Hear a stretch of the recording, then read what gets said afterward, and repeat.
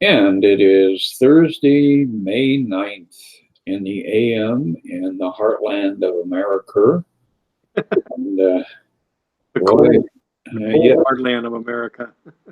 Well, for you guys, now see down here on the south side, it's in the mid 60s, and I've been running around just in shirt sleeves, and it feels really nice. Nice. Yeah, I So, think it's going to get warmer here today too. well, I think part of it though is your blood got thinned out down in Arizona. So you come back to the mother country, and you're really not ready for that jolt Yeah. because we've got the humidity as well as erratic temperatures. So, how was it down in Arizona? You were down there doing a gathering for. Yeah, we had a retreat down there, and the retreat was really was called Healing. You know, the Choice for Healing, and it was a Course in Miracles retreat, and it was absolutely beautiful. I mean, the place we're at is called Angel Valley, which is out a little south of Sedona and in the boonies on the edge of the national forest, and it's absolutely beautiful site. Lots of vortexes on the property, so there's all that kind of physical stuff going on. But the work we did really was all mental, in the fact that the healing we were talking about was changing your mind about the way things seem to be for you. So there were 8 of us there, and it was just a beautiful opportunity for people in this group setting to share about what was going on in their life, you know, in the illusion, so to speak, and then an opportunity to look at it from a different perspective with Holy Spirit. And so the course, using the course as our guide, for we had these incredible conversations and communion sharing that went on, and just this deep sharing of love. I don't know how else to explain it because that's what it was. And attendant with that was mid 80s temperatures and sunny sky, blue skies, and the beautiful sound of Oak Creek running right through the property. So it was a very very wonderful 2.5 3 days that we were there. Oh, that's awesome. Yeah, I'm familiar with that area, and I thoroughly enjoy being down there. Yeah. It's kind of fun because it is high desert, and so in the winters you do get a little bit of buildup of snow. It's Yeah. not a huge amount, and it usually melts within 24 to 48 hours, but definitely a whole different regimen as far as lifestyle compared to the Midwest here. Yes, for sure. Nice being back there. Well, and travel is an interesting thing. In reality, we imagine ourselves as this polarized unit separate from the universe that we are currently finding ourselves in. And there has to be a certain amount of effort in getting from point A to point B.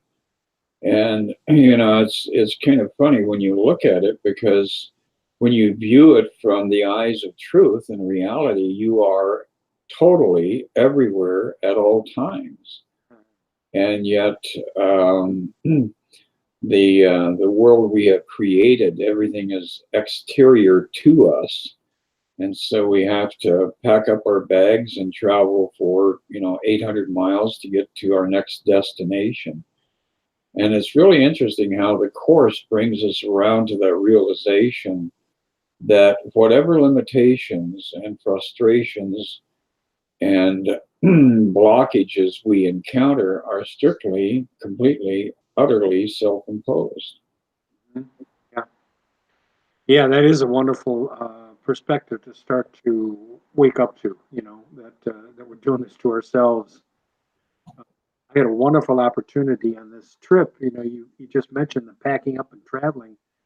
I got on the plane at O'Hare and sat down, and a woman came in and sat down next to me, and I kind of closed my eyes and just was doing a little meditation before takeoff, and um, it, pretty soon we were up in the air. I'm not quite sure the dividing line between my meditation and falling asleep, but at some point I opened my eyes, and and we were probably 20 minutes into the trip already. And I thought, well, I'm going to take my course out and just do a little reading. So I pulled it out and I put it on the table, and I popped the book open somewhere just to see, what was going to be handed to me. And it just didn't grab my attention. So I closed the book and closed my eyes again for a little bit, and opened my eyes and opened the book again and did the same thing. And it still didn't grab my attention. I closed the book again. All of a sudden, the woman on my left said, "I can't believe you have that book." And I said, "Yeah." She said, "Well, I'm from Paraguay." She said, "I have a copy of that book that my father gave me. He was studying it for a while and handed it on to me." She said, "I couldn't read it. It was just too heavy for me." And we spent the next 2.5 hours of this flight, maybe 3 hours almost, talking about the Course in Miracles. And to the point that she got to open up and share about her life, and tears were flowing, and she was just starting to realize, that this is where she's being directed to this. It had nothing to do with anything else. And she even pulled out a fortune cookie she'd had the night before that said something about paying attention to the next thing that comes along in your life. And she showed me the fortune cookie, and it was just a remarkable journey with her.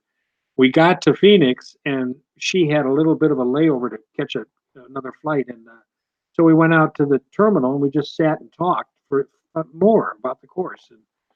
And the next thing we knew, she had missed her flight, and she was she was going to Oakland.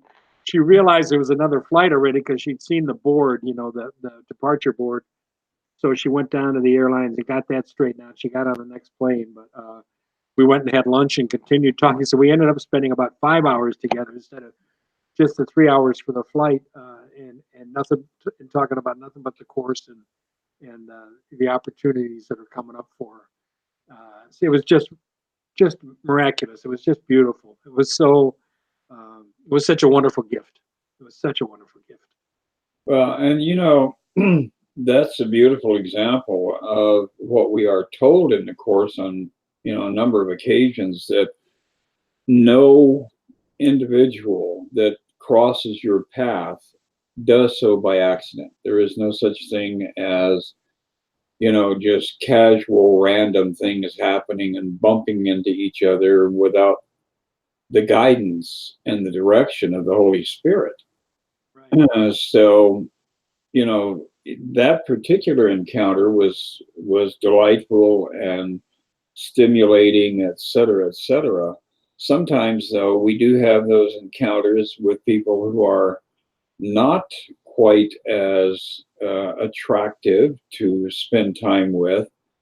And we have to step back and be willing to acknowledge the fact that they were put on our path for a reason also. Yes. And it tells us in the Course that everybody you encounter is here to teach you a message. Yes. Or to give you a message, teach you a lesson of some sort. So when we have unpleasant experiences, sitting next to a grumpy person on the flight who's constantly complaining and sees the book you're reading and says, "Oh, I don't believe in God," and that's all nonsense. And that also is a gift if you are willing to receive it. Right, right. It reminds me, I have this wonderful bookmark that has a quote from the Course, and it is, "When you meet anyone, remember it is a holy encounter. As you see him, you will see yourself. As you treat him, you will treat yourself. As you think of him, you will think of yourself. Never forget this, for in him, you will find yourself or lose yourself." And how true, we can see our brother as a son of God, or we can choose to see him as a separate body. And it's always our choice, isn't it? Yeah, and it brings us back to that idea of, the old Mayan, I believe it was Mayan, no, Toltec, the Toltec reading that, gives us that realization, I am another yourself. When I'm the what? I am another yourself. Ah, that's Toltec, huh? Right. So when two individuals would bump into each other in the forest or whatever, that was the common greeting, and that was also the common principle that they were supporting. And obviously, this wasn't, a part of the darker side of that culture, but Right.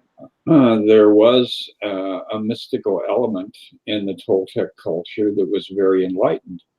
And we find that throughout history and across borders, across oceans. No matter where you go, there are these little pockets of mysticism that knows the reality that we're all a part of, and knows that there is no stranger. There has never been a stranger, and so there's this inclination to welcome everyone that they encounter, simply because they know that they're welcoming themselves home, and they're treating themselves with the acknowledgement that the divinity within us is so much greater than the separate ego that we allow ourselves to indulge.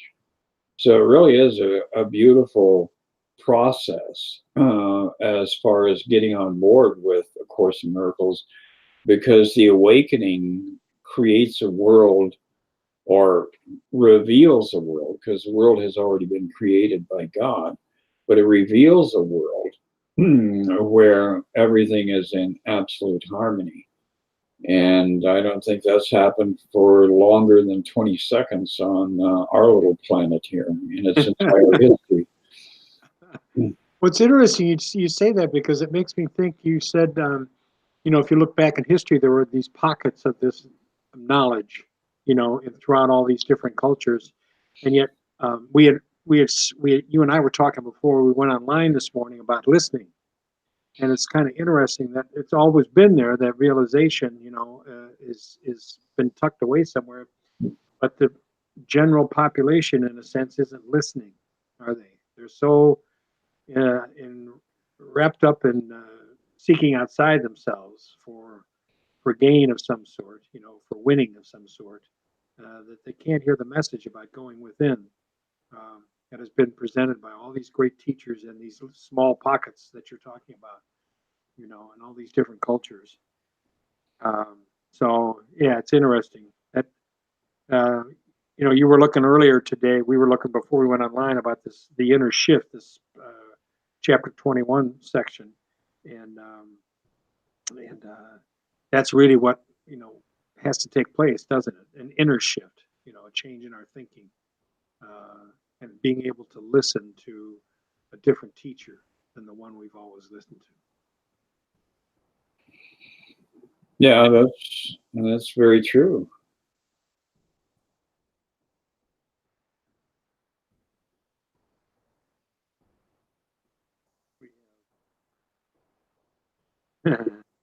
Yeah, so the inner shift, are thoughts then dangerous to bodies? Yes, the thoughts that seem to kill, for those that teach the thinker that he can be killed, and so he dies because of what he learned. He goes from life to death, the final proof he valued the inconstant more than constancy. Surely he thought he wanted happiness, yet he did not desire it because it was the truth and therefore must be constant. It's an interesting little paragraph there, how we want to deny this constancy to get something temporal, get something that's not going to last, something that's not constant. And we chase that for all our lives in this physical form, the stories of our bodies, And it does require a different way of thinking, an inner shift, to see, to really observe how we're doing that, and to listen to that other teacher that we find out is there. Yeah, that's the way it works. It's, again, constancy is the core element that the support system within the course affords us. So Yeah, no matter what we're doing, no matter where we imagine that we are headed, if we can come back to that one simple statement, I am as God created me, and make that the center of our vision of constancy, Yeah. then all of a sudden life starts to take on a whole different dimension. Because number one, we are throwing off the shackles of this confined experience in a body that can be ravaged by disease, can be crushed by, physical elements, that really is such an illusion that we have to fight to support it, to make it seem real. And that's kind of a sad component to our day-to-day life, is the fact that we struggle in order to maintain misery under the assumption or under the false belief that this will somehow give us a reward, that will somehow give us a payoff. And all you have to do is spend 10 minutes on public transportation, and you can see everybody is so invested in the smallness of life that they've forgotten the possibility of, what if there were no boundaries? What if there were no borders? What if I had no limitations? So we basically neuter ourselves in many ways. We create an impotent idea of self, and then we fall victim to it and try to sustain it. So obviously, 99.9% of the population is stark raving mad. Yeah. Yeah, I know. Jesus keeps pointing that out throughout the course, doesn't he? He tells us, over and over again, look at the way you think. Here's the way you put things together. This is the way you think. Follow this, follow this thought process of yours, and it's insane. you know, if you're a rational thinker and you start, thinking with the Holy Spirit, you can see, some sane thinking, and yet we have such a hard time doing that because we're so fearful of letting go of this world we've created and the story we've got going. We'd rather hold on to that and all the pain and misery and suffering that comes with it than move on to joy, which is what the other teacher is offering us. I love that idea that you just brought up of the constancy of recognizing who we truly are. Recognizing we are Holy Spirit, or I mean, that we are the Son of God. The constancy in that is joyous, because then we're not forcing ourselves to hold on to the illusion. I sometimes just picture myself gripping, like I'm holding on to a big old oak tree or something, holding on to this story, and this story of guilt projection, the story of, woe is me, whatever it might be, rather than just letting go of that huge old oak tree and just being free and enjoy that freedom. Yeah, it's kind of like Dorothy. Yeah. She failed to grab hold of the tree and was carried off to an entirely different reality. And that's what goes on. It's compounded. It goes on over and over and over again. We have one reality that we kind of like skate like a stone, when you're skipping stones on water. That's how we bounce across all these different levels of the reality that we have created, but we don't have any substance to hold on to. When you stop the skipping, you sink to a different level and you arrive at a different understanding of what reality is. And in this section here, the last paragraph 5, says, what is the holy instant but God's appeal to you to recognize what he has given you? And the holy instant, of course, is initiated by that fundamental need for us to seek silence, because that's when the holy instant can actually implement itself. It says, here's the great appeal to reason, the awareness of what is always there to see. the happiness that could be always yours. Here is the constant peace you would experience forever. Here is what denial has denied, revealed to you. For here the final question is already answered, and what you ask for given. Here is the future now, for time is powerless, because your desire for what will never change. For you have asked that nothing stand between the holiness of your relationship and your awareness of its holiness. So basically, it's all about stopping that activity of the mind that is generating the illusion of this life in separation.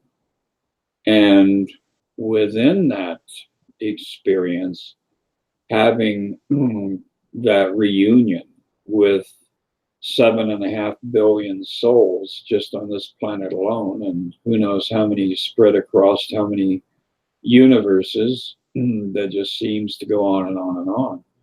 But the truth is, everybody, all of this is the one Son of God. And as we recognize that, and as we see ourselves not limited by physicality, our whole world is turned upside down, transformed into a place of joy, and we recognize ourselves in everyone we encounter. That's a beautiful paragraph. Truly is.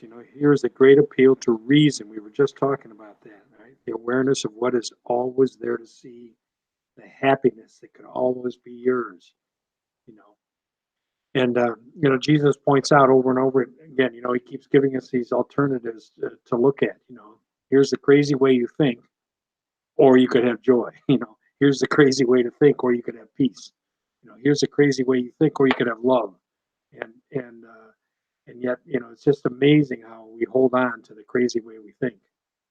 And it is such a blessing, to have something like this come into our lives that helps guide us to this observation place where we can see how we're doing that, and see how our thinking, our choice in thinking leads us down that ego-derived world. It leads us into that, and the surrender of that thinking process, the giving up of that, the forgiveness of our, the forgiveness to ourselves of thinking that, just letting go of it.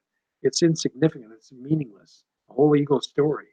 And when we realize that all we really need to do is surrender that story to the altar, we give it up. We just absolutely can give it up and experience the truth, experience the light and the love that Jesus is telling us right in this paragraph. It's always here. It's always been here. It's all here right now, and always will be. It's who we are. Beautiful, beautiful paragraph. Very true. And it's a natural evolutionary step as you work with the Course for your value systems to go through a huge transformation, because we place so much emphasis on trying to acquire the ephemeral. We put so much time and effort into getting a new house and a new car and a new this and a new that. And we resist that recognition that all of this stuff is going to turn into dust and blow away.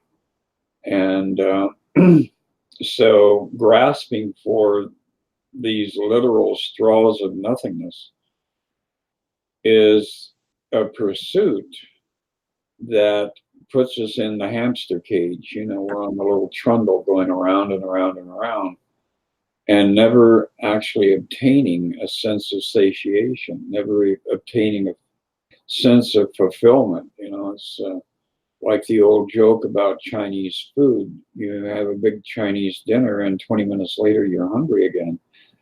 That's the human experience in and to itself. This constant hunger that can never be resolved because you're trying to feed yourself the wrong thing. And as you begin to feed yourself truth and love and joy and community and, you know, being a part of something significant, a part of something sacred, then all of a sudden your world flips around and you see a different purpose for life, and you discover a whole different thing that has become the pinnacle of what you desire. And of course, that is the union of souls and the restoration of love. So when we finally allow ourselves to move in that direction, all of the things that we thought we wanted start to take on kind of a tawdry appearance, because we realize that really there's nothing there of value. Right.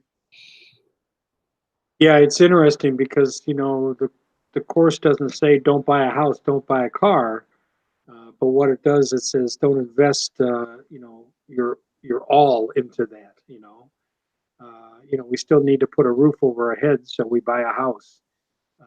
But if the house disappears tomorrow, you know, you can still be in that place of freedom and joy. It's about the attachment to the house rather than, just the practical. We still have to live in the illusion because we believe we're here. We can't really just go sit under an oak tree and have the snow and the rain fall on us. So it's an opportunity for all those different worldly things that we find we must do in the world because we believe we're here. We're sitting here in a body, we think. So we do those things, but if we can do them without the attachment to them, that I think is the the distinction for us. To Well, recognize that, yeah, that house I'm buying, it's not going to be here any more than this body's going to be here, and in truth isn't here any more than this body is here. The belief system that we're dealing in, if if once we are fully aware that I am the Son of God, and I'm fully aware of that forever, um, I won't be worried about houses and cars or any of those things because that's all meaningless. It'll just disappear back to where it came from, nowhere. absolutely, yes. And Yeah, we eventually arrive at that point where we recognize that beneath the silence, beneath the darkness, when you close your eyes, beneath the experience of acquisition, there is one prevailing essence, and that essence is God. So as you start to move your consciousness in the direction of recognizing that you live and move and have your being in God, then you also are aware of the fact that the house is God appearing as a house because God supports you and God nurtures you and sustains you and protects you. So everything that we yeah, have a need for, in actuality, when we begin to examine it, we realize that the need is filled with one thing, and that is God. So it becomes an easy journey then to reduce everything down to the point where we see everything that is a needful thing in our lives as God's way of presenting the solution to our need to us. So it's really, recognizing that God is not a remote concept and is not contained in a book. God is your very day to day, minute to minute, hour to hour existence and is sustaining you. And as long as you are willing to keep your thoughts on those truths, then you will begin to see all of the obstructions and the chaos and disruptions start to fade away from your lives. So it's a beautiful and exciting world that you step into because you begin to awaken to the fact that there is no need. You do not have a need. That is an impossibility. But you have to be willing to embrace God as your sufficiency. And when you do, everything shows up when it's needed. Beautiful. That's beautiful. Recognizing God in everything. I just heard a little quote. I just heard a little quote or read a little quote. It's out of the course, but I didn't see it. You know, it was online or something about recognizing God even in a grain of sand. You know, and I was just as you were saying that, I was thinking of that, and I remember many years ago, I was on a beach in Mexico at night, looking up at all the stars. It was absolutely gorgeous, and I had this recognition that me, Charlie, sitting on the beach, was no more significant than a grain of sand that I was sitting on, and yet I knew I was here for a reason, and that's as far as it went. I couldn't grasp anything more at that time, but there was just something inside of me that was telling me that. And it's really what you're saying, you know, is that that body and that grain of sand are both, you know, as if you look at it as part of God, it's that message that's coming to us, isn't it? You know, we are here for a reason. We are here to, so we can learn these things, understand these things, really get to the knowledge of this, which is experiential, and be back in heaven where we never left. You know, it's recognizing the Son of God in myself. You know, recognizing myself as the Son of God helps me recognize my brother as the Son of God. You know, and in all those we talked earlier about the messengers coming to us. You know, all the different ways it shows up, and it shows up, as you say, in a house. When we recognize it that way, it shows up as a grain of sand. It shows up as a body sitting next to you in an airplane. All those messengers that really, if we take to the stillness and we go to the stillness with those experiences, we can see the clarity and we can see the light in all of those. Yes, we are lifted up by Beautiful. the creator of all that is real. Yeah. So you've got, see, Barrett's coming back today, tomorrow. Yeah. And then what's on But the he'll be above the cheese curd curtain though. Oh, Wisconsin state line. Yeah. So he's going to stay up there for the summer. I'm sure we'll get to. We're going to have an event in June 1st up at Light of Grace Church in Milwaukee. The two of us, and Barrett has. He'll talk about it next week, I'm sure. But he's got a number of programs scheduled this summer for the few months he's here, mostly up north. So everybody will have opportunity to link up with him while he's here. So. Well, and it is going to be a fun-filled summer, I have no doubt, because God's will for us is happiness. So Yeah. we even in our worst, we can't block God's will. So that's a good thing. Yeah, sure is. Well, Charlie, it was great having our discussion this morning. Yeah, thank you so much, Chris. It was beautiful. And I look forward to connecting with you and Barrett at some point in the not too far distant future and see what's next on the agenda. Hope to see you both next week. Absolutely. Take care. Great. Thank you. You bet. Bye.